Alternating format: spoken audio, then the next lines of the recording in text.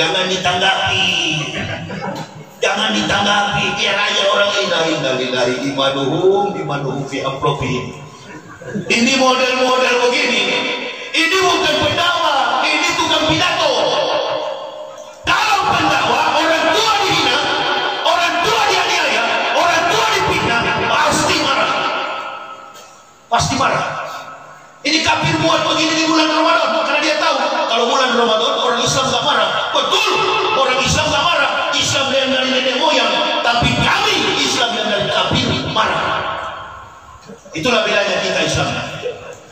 Ibu bapak masih toleran dengan mereka. Kami tidak ada toleransi. Makanya lihatlah, satu-satunya yang masih dihina, masih dipitnah saya pribadi. Yang lain pada biarlah, bahkan ada ustaz dari Sulawesi. Oh nggak apa-apa, biar aja orang kafir begitu. Gak bisa.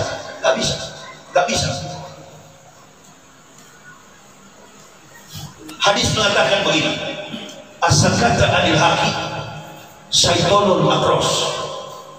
As-sakata anil haqi syaitonul makros. Barang siapa berdiam melihat kebenaran diganggu, maka dia adalah syaitonul makros. Setan yang bisu. Iya, setan yang bisu. Saya perhatikan cara berislam kita di Indonesia ini. Kalau kepada sesama muslim berani, kalau kepada sesama muslim berani, tapi kalau kepada musuh saya lihat Cina penakut.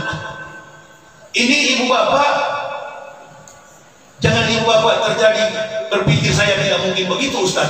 Ya, karena bapak ibu belum dapat kesempatan. Sama dengan pemilihan presiden. Begitu Jokowi menang, kami yang dari kubu Prabowo dulu mulai sakit hati, menjelek-jelekkan Jokowi, mengangkat-angkat Prabowo. Orang-orang yang tadinya bela Prabowo belum tentu juga sebenar pemimpin pengikut Jokowi, belum tentu. Karena tidak dapat kesempatan, coba kalau dapat kesempatan, sama juga rusaknya begitu. Mana contohnya Ustaz? Buktinya saat itu jadi bansos, menteri apa itu kemarin? Menteri lobster. Itu kan anak buahnya Prabowo. Cuma karena tidak dapat kesempatan saja ibu bapak. Penjilat.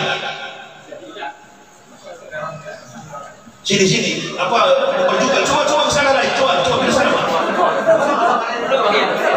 Sini masih kosong. Coba supaya saya konsentrasi ceramah.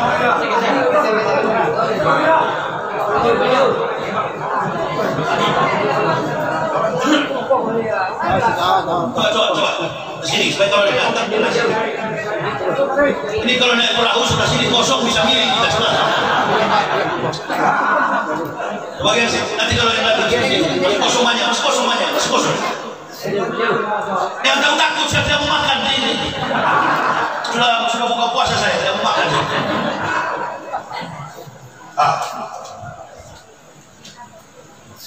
Apa maknanya Al-Quran itu?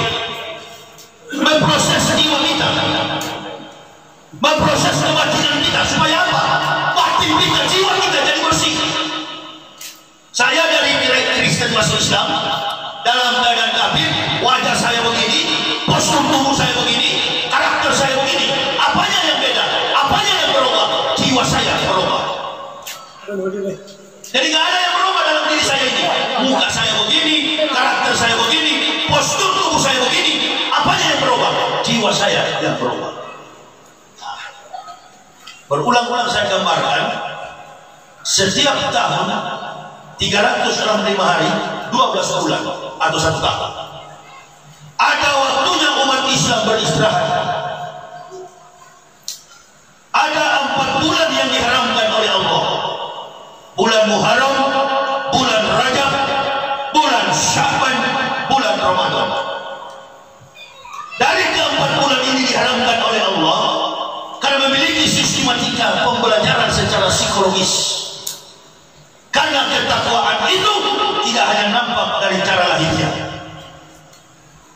Sekali lagi, ketakwaan itu tidak nampak dari cara lahirnya. Ada seorang pelacur meminumkan anjing yang sedang kehausan, dan si pelacur masuk surga.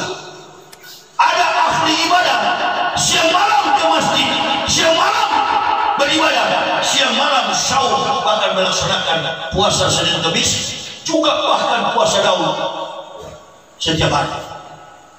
Apa jadi dengan orang itu? Dia pun meninggal dunia. Dikisahkan dalam hadis, dia masuk surga, tapi surganya ekonomi, si pelacur VIP. Protes yang ahli surga, pemilik surga, dia protes kepada pemilik surga. Mulai dari pintu surga dia sudah protes. Kepada Ridwan, lah baik ahli ibadah itu, wanita itu masa antum tidak tahu? Kata Ridwan, ente aja makhluk manusia musuh tahu, apalagi saya malah malaikat. Tahu kami dia pelacur, siang malam pelacur. Loh, kok tempatnya di VIP, saya di bawah? Betul. Antum surganya di bawah, perempuan ini panas setahun dihapuskan hujan sehari. Karena Allah bukan polisi. Polisi nyolong ayam 3 bulan. Pembunuhan direncanakan, hukuman mati atau seumur hidup. Allah tidak begitu. 1000 tahun engkau takwa kepada Allah, 1001 tahun, 1 hari engkau bermaksiat, habiskan 1000 tahun. Sebaliknya 1000 tahun antum maksiat, besok mau mati antum bersyahadat, antum takwa, insya Allah bersih. Itulah kami sekeluarga alami. 36 tahun usia saya, 11 Oktober tahun 2006 bertepatan dengan 18 Ramadan 1427 Hijriah. Saya, istri, dan 3 orang anak diberi petunjuk oleh Allah, mendapatkan hidayah di bulan yang penuh maghfirah. Man sama Ramadan iman dan waktu sahban ghafara lahu man taqaddama min dzanbihi. Barang siapa berpuasa di bulan Ramadan dengan iman kepada Allah, maka Allah mengampuni dosa-dosanya di masa lampau. Dosa-dosa sekecil apapun diampuni oleh Allah.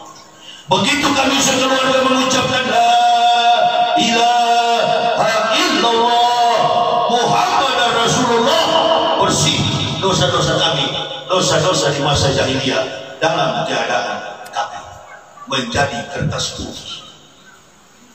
Apakah sampai di situ? Oh, Pak Yahya dan keluarga sudah selamat? Enggak sampai ke situ. Amantu billah wa bima qala Allah Ta'ala, beriman kepada Allah dan melakukan segenap perintah Allah. 5 tingkatan. Apa itu? Pertama syahadat, kedua sholat, ketiga bersedekah, keempat wasyaimina fi syahri Ramadan, berpuasa di bulan Ramadan, dan yang kelima himayatan lil hajj wasadaqah wa'da allazi jahada billahi haqqa jihadihi wa badala juda. Naik haji sebagai jihad yang paling tinggi. Amin ya rabbal alamin. Jihad bukan teroris. Islam tidak ada hubungannya dengan teroris. Islam bukan agama teroris. Islam adalah agama perdamaian.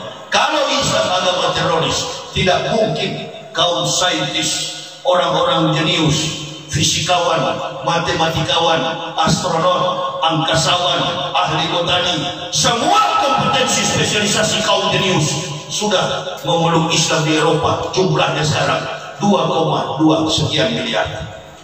Perkembangan Islam terbesar di dunia adalah Eropa dan Amerika. Bisakah ibu bapak yakinkan orang Eropa, orang-orang pintar, kaum matematikawan jenius masuk Islam? Ada pernahkah program Islamisasi? Adakah program Islamisasi? Beda dengan orang yang keluar dari Islam, murtad. Orang yang murtad dari Islam, persoalannya mengapa kufur, mengapa murtad? Hanya karena urusan perut. Bahkan ada yang murtad dari NTB ngaku ustaz, namanya Saifuddin Ibrahim. Kalau ditanya, ditoyangkan di video, kenapa dia murtad? Dia mengaku sendiri dia murtad karena tidak tahan, karena tidak kuat melaksanakan sholat. Innalillah. Yang paling utama dari semua perintah Allah. Coba kalau saya ceramah, kegiatan apapun Kalau masih ada kegiatan, bikin dulu kegiatan. Ketidakdisiplinan kita ini dibaca oleh KB. Kalau sudah tidak ada kegiatan, baru saya ceramah. Saya sini bukan pemberi makalah, bukan seminar, ini tabligh akbar. Kalau pemberi seminar, saya baca teori itu. Nggak apa-apa, antum waktu banting situ nggak peduli, saya baca. Tapi di saat orang mengerahkan mimik dan kemampuan IQ dalam berbicara, itu perlu konsen, jangan diganggu. Metodologi ini yang kadang-kadang kita sulit untuk menghargai. Ini mau beri keterangan yang ilmu itu, ibu bapak pikir Buya yang lain punya kemampuan lain, kami juga punya kemampuan lain. Yang saya jelaskan ini Buya pun nggak tahu. Yang ada Buya di sini. Buya pun nggak tahu ilmu yang saya sampaikan ini. Karena selama ini yang ibu bapak kenal Injil itu Kristen punya, betul kan? Taurat itu punya Yahudi. Coba buktikan sama saya kalau Kristen punya Injil. Nanti saya jelaskan di mana Injil diturunkan, di mana berapa. Ambo pun datang ke sini baru singgah di dokter tadi, sudah seminggu lebih tangan ini masih kram, kurang sehat. Saya perhatikan bahwa orang yang murtad, yang keluar dari Islam, latar belakang mereka, kalau bukan karena syahwat kawin, kupur nikmat. Dia kufur, dia miskin, dia melarat, dia tinggalkan Islam demi mencapai tujuan duniawi. Nah, itu bedanya dengan orang yang dari kafir masuk Islam. Orang dari kafir masuk Islam, itu yang saya bilang tadi sama ibu bapak. Ibu bapak bisa nggak yakinkan Neil Armstrong? Bisa nggak yakinkan Yusuf Islam? Bisa nggak yakinkan Stephen Smith? Bisa nggak yakinkan ahli matematika fisika yang dari Eropa? Mereka masuk Islam mengoperasikan intelijensi, ketentuan, kualitas kecerdasan mereka, keilmuan yang mereka tekuni berdasarkan kalimat Quranul Karim. Mana contohnya Ustaz? Salah satu contoh, bukan 30 juz, bukan satu surat, bukan satu kalimat, tapi satu kata, nutfah. Seorang ahli kandungan dari Prancis, Profesor Dr. Maurice Buckley, dalam bukunya dalam bahasa Prancis, La Coran, La Bible, La Science Modern. Bible dan Quran memandang ilmu pengetahuan modern. His language embraces Islam. Dia mengakui kebesaran Islam. Dalam bukunya Penciptaan Asal Usul Manusia, apa yang dia temukan cuma satu kata dalam Al-Quran. Quran surah Al-Insan. Laqad ahsana, laqad khalaqnal insana min nutfatin amsaj nabtalihi faja'alnahu samian basira. Laqad khalaqnal insana min sulalatin min tin summa ja'alnahu nutfatan fi qararin makin. Kata nutfah itu seperti air begini. Air saya teteskan sedikit, setetes air, nutfah itu mengandung berjuta-juta sel telur. Apa itu? Mani. Itu dijelaskan oleh Al-Quran. Inna khalaqnal insana min nutfatin amsaj nabtalihi faja'alnahu samian basira. Inna hadainahu sabila imma syakira wa imma kafur. Inna atadna lil kafirina salasila wa aqlala wa sa'ir. Antara Quran surah Al-Insan dengan Quran surah Al-Mu'minun mempunyai makna yang sama. Kitab mana? Nabi Muhammad sekolah tentang etika kalimat dari mana? Belajar sastra di mana? Rasulullah tidak pernah mengejar pendidikan formal. Dia tidak pernah kuliah sampai perguruan tinggi. Bagaimana mungkin menyimpan rahasia sains dalam buku Quran ini? Itu di Bapak harus bangga. Masuk Islam. Orang-orang jenius. Bahkan 2 bulan lalu di bulan ini saya mau cerita di syahrul Ramadan. Ini bulan Ramadan, bangga kita. Di bulan astronot dari Cina begitu mendarat pesawat antariksa di bulan, belum beberapa jam pintu pesawat antariksa itu panggilnya digedor oleh bintang. Dia lihat dan ada di YouTube nanti habis ceramah ini klik. Seorang astronot digedor oleh bintang. Diketok pintu pesawat antariksa itu panggilnya. Kaget dia lihat bintang meledak. Seluruh referensi sains ilmu pengetahuan dibuka untuk mencari apa makna ini. Hanya satu yang berbicara membuktikan bintang pengetok itu adalah salah satu surat dalam Quran namanya At-Tariq.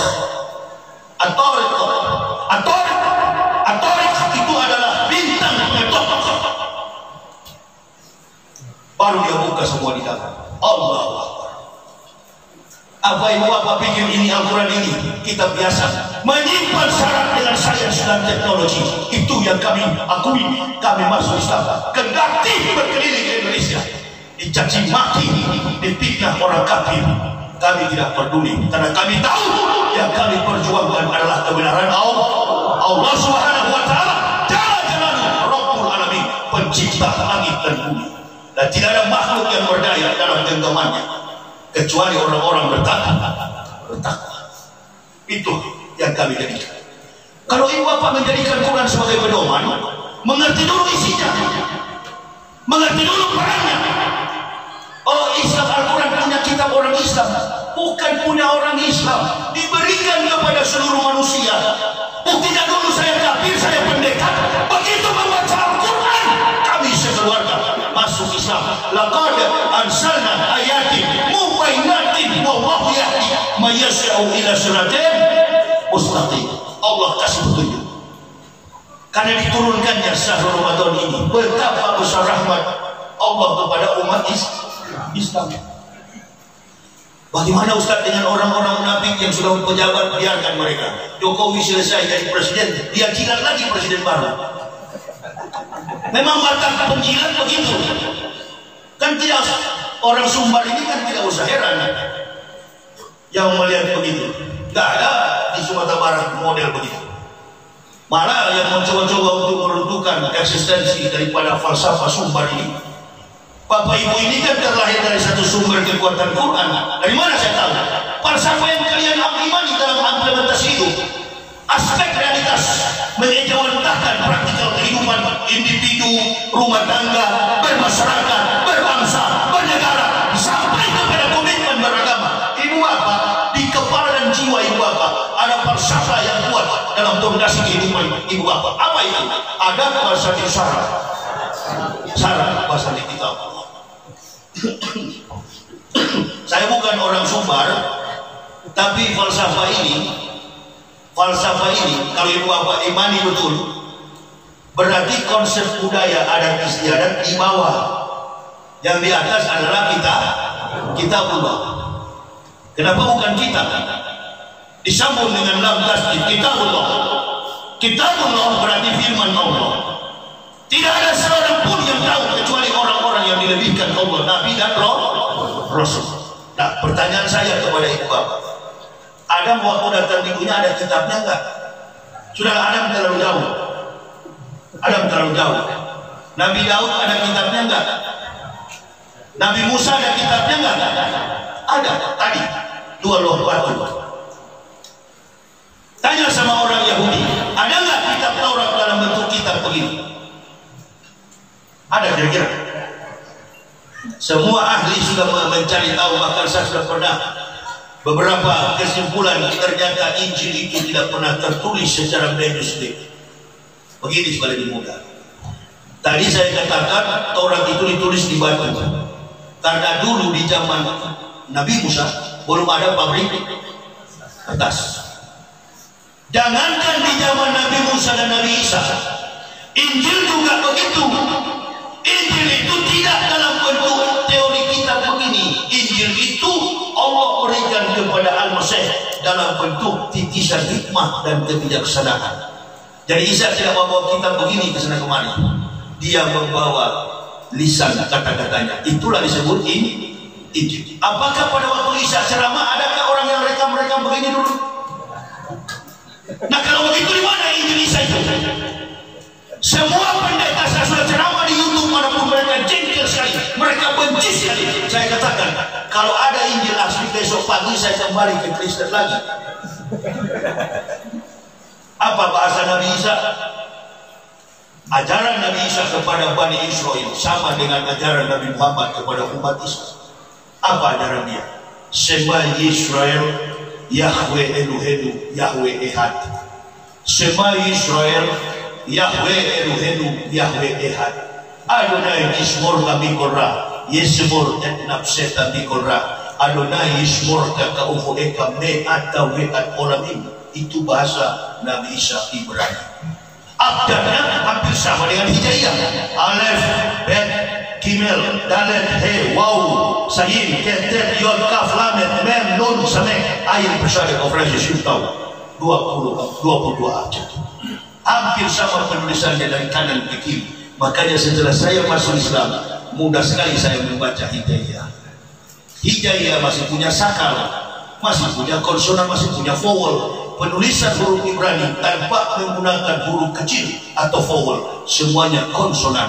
Untuk supaya kita dapat mengetahui kosakata Ibrani banyak, maka ibu bapak perlu menguasai kosakata bahasa Prancis. Banyak berdekatan dengan bahasa Ibrani. Ahli mana yang bisa buktikan? Saya mau kembali besok. Saya tahu persis agama Isa itu. Dia lahir dari kandungan wanita soleha, wanita yang menjalankan sholat 2 waktu dalam sehari, dan itu dibenarkan oleh Quran surah Maryam. Nama ibu Isa siapa? Sekali lagi, nama ibu Isa siapa? Maryam itu di kitab agama Hindu, Kristen, Buddha atau Islam? Nah berarti Islam bersaudara nggak dengan Isa? Begini aja sebagai pemuda, saya mau tanya supaya kita pintar semua malam ini. Siapa yang bawa kitab Injil? Isa.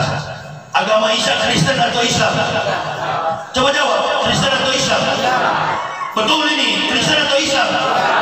Tapi selama ini ibu bapak diajarkan Isa itu di mana? Maka saya main-main dalam berceramah.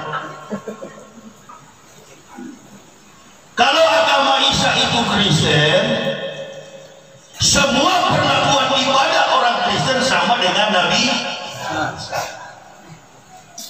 Apa keterangan dalam kitab Kristen tentang Nabi Isa? Lukas pasal 2 ayat 21, pada hari yang ke-8 anak itu dilahirkan, diberi nama Al-Masih, disunat dan diberi nama Yesus.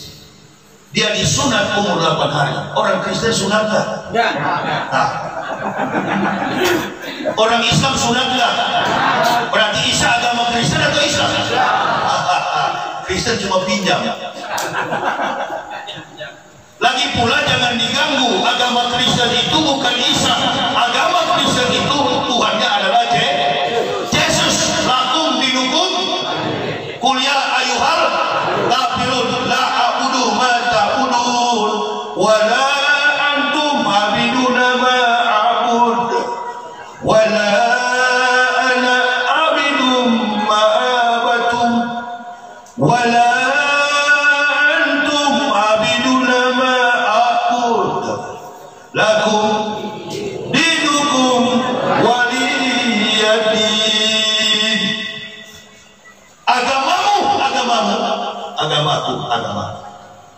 Isa bukan Yesus, Yesus bukan Isa. Joni yang ada di Batu Sangkar pasti beda dengan Joni yang ada di Kota Padang.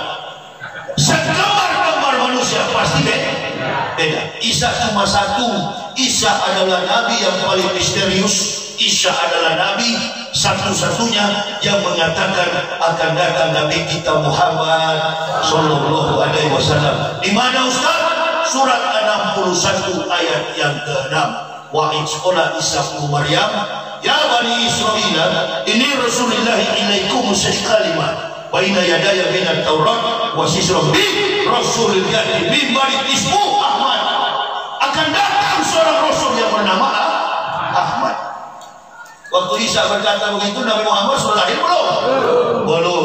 Tapi kemudian lahir. Kalau sampai disampaikan tidak datang, Allahu Akbar, berarti Isa bukan Nabi. Tapi Isa dilahirkan 6 Masehi, Rasulullah dilahirkan 20 April tahun 571. Masya Allah. Berarti rentang waktunya 576 tahun. 576 tahun Isa sampaikan datang Nabi Muhammad. Karena begitulah ucapan Nabi. Beda kalau Pak Jokowi yang bicara, itu meleset betul. Betul apa betul? Janji 10 juta tenaga kerja. Ini para pakar ekonomi sudah mengatakan hutang Indonesia sudah mendekati 10.000 triliun. Sampai turun 2024 Jokowi menyisakan hutang. Tapi jangan khawatir ibu Bapak Jokowi pernah ngomong, di kantong saya ada 11.000 triliun. Kawan, kalau punya 11.000 triliun kenapa utang? Betul apa betul? Tapi karena Nabi Isa yang menyampaikan, betul. Ya, Nabi dengan Nabi. Nah, ibu apa percaya nggak? Waktu saya sampaikan, Rasulullah sudah lahir belum? Belum. Dan Rasulullah lahir nanti 576 tahun. Kalau Rasulullah tidak ada pada waktu itu dan Isa sudah menyampaikannya, Al-Quran sudah turun atau belum? Nah, Al-Quran sudah turun. Buktinya surat Isa itu ada sekarang. Di mana? Surat 61 ayat yang ke-6. Ini yang saya mau jelaskan. Setelah Zabur, setelah Taurat, 500 tahun Zabur diturunkan kepada Daud. Malam ke-12 Ramadan, kitab Zabur diturunkan di malam Ramadan. Setelah Zabur, 1200 tahun kemudian, malam ke-18 Ramadan, Injil Isa alaihissalam diberikan, diturunkan. Dan setelah Injil Isa alaihissalam, 620 tahun kemudian, turunlah Al-Furqan. Ya, Al-Furqan. Belum Al-Quran, Al-Furqan. Karena di Quran dijelaskan syahrul Ramadan lazi unzila fil Quran hudal linasi wa bainati minal huda wal furqan. Furqan bukan Quran, Furqan. Apa Furqan? Dijelaskan oleh Al-Quran. Furqan itu pembeda antara hak dan batil. Setelah nanti kemudian tersusun dalam bentuk manuskrip Quran begini, barulah namanya Holy Quran. Kita ulang Quran dari pembeda antara hak dan batil. Jadi kalau Bapak mau cari Taurat, inilah kitabnya, Al-Quran. Mau cari Injil, Al-Quran. Semua kitab para nabi tersusun namanya Al-Quran. Itulah makna annallazina min qablikum la'allakum tattaqun. Mencapai takwa. Takwa itu bukan dari luar, takwa dari dalam. Setelah kita beriman kepada Allah, kita diwajibkan berpuasa di bulan Ramadan. Karena apa? Alasannya cuma satu, karena diturunkannya firman Allah. Dengan niat kita puasa. Orang kafir puasa, Ustaz, Allahu Akbar. Pendeta kalau puasa dari jam 12 malam sampai jam 12 malam, kita cuma setengah hari. Semua pendeta di Indonesia ini, bahkan di dunia, kalau besok mau Paskah, ada kematian Yesus, dia bikin perjamuan, pendeta puasa jam 12 malam sampai jam 12 malam. Bahkan ada gereja beraliran Adventis, gereja Advent, setiap Sabat, setiap hari Sabtu, umatnya sepanjang usia tahun mereka puasa. Coba yuk Bapak, kalau ada gereja Advent hari Sabtu atau punya teman tetangga orang gereja Advent, Kristen Advent, tanya ke mereka, kamu hari Sabtu puasa betul? Ustaz Jaya bilang mereka puasa setiap Sabtu. Bahkan ada gereja Pantekosta setiap hari Jumat mereka puasa, Jumat Agung, mengingatkan kematian katanya Yesus di tiang salib. Padahal Yesus tidak disalib, tapi diangkat oleh Allah.